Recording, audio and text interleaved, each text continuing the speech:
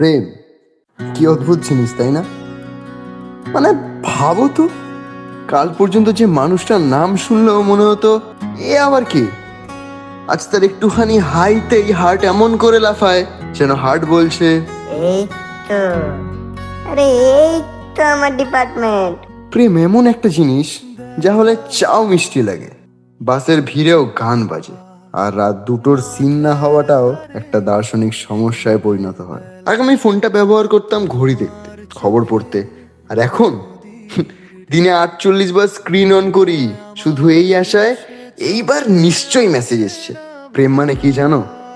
নিজের পছন্দের খাবার ছেড়ে তার পছন্দের জিনিস অর্ডার করা, আর মুখে বলা না না আমিও এটা খুব পছন্দ করি, আর মনে মনে ইস, এই তেতো জিনিসটা মানুষ খায় কি করে। ইহ।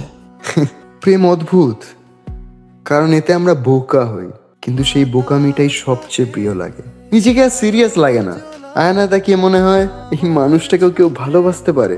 আর সবচেয়ে অদ্ভুত কি জানো, এই বিশাল পৃথিবীতে হাজার হাজার মানুষের ভিড়ে প্রেম এসে শুধু একজনকেই বলে, এই তুই, হ্যাঁ তুই, বাকিটা সাইডে থাক। তাই বলি, যদি কেউ এসে জিজ্ঞেস করে একটু প্রেম হবে নাকি,